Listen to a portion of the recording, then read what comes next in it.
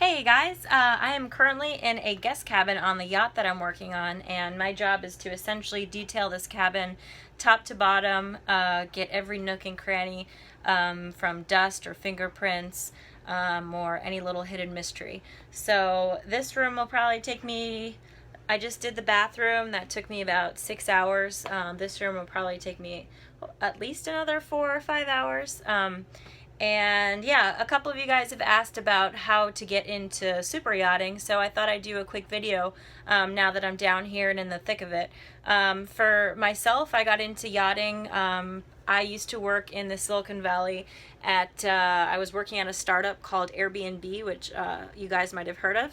And the office manager that was brought in, her background was in super yachting. So she slowly started planting my head with these ideas of traveling around the world, being around gregarious, adventurous people, and getting to see the world while being paid for it. So I got to a point in my career where I decided I wanted to give it a shot. So she gave me a book called How to Become a Super Yacht Stewardess, and I read it front to back kind of secretly from my friends and family because I wasn't sure if it was a viable career option. And if not a career, then just something to do to get my feet wet in the traveling business. So the book is great. I definitely recommend it. And my first step really after reading the book was moving to Fort Lauderdale, and I lived at a crew house. And they're kind of like hostels for people who are getting into working on yachts.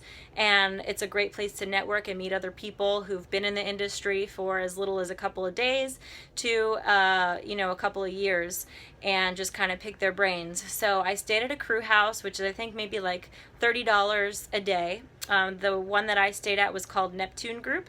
And then I took my STCW, which is a certification that you need to work on a yacht, and it included seamanship, safety, a couple of firemen courses, which was really, or firefighting courses, sorry, and we actually suited up and fought a real fire, which was really cool.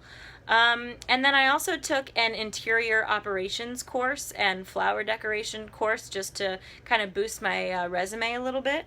And then the next thing I did was I signed up with a crew agent, which are essentially like they're your personal agents. So getting a job on a yacht is almost like becoming an actress. And so you sign up with various agencies and you sell yourself to them, your skills, and then if they hear of a job from a captain or just through the grapevine, if they were impressed by you, then they'll pass your resume forward. So that's kind of what happened to me, and that's how I got started. The other thing that you can do while you're waiting to be hired is you can live at a crew house, which is again like $20 or $30 a night, and then you can do something called day work, which is volunteer to work on boats. It's actually not volunteer because you're getting paid for it, but you're paid about 150. Sorry, my hand's shaking. I really need to get a selfie stick.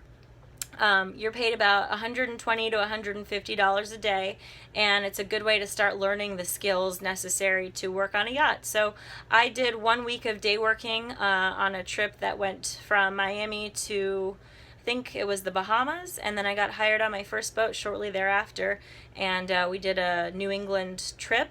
And then I ended up on another boat that took me to the Caribbean and the Mediterranean, and it kind of just goes from there. So if you're interested in working on a super yacht, that's one way to do it.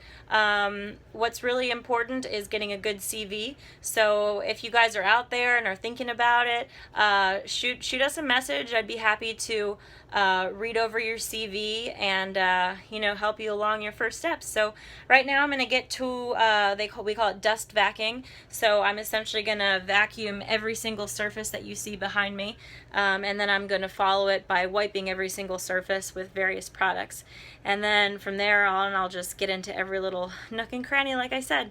So I hope you guys are having a great day, and hopefully we'll be sailing Atticus soon. Another quick update, I talked to Jordan today, and we should be getting our sails by March 4th.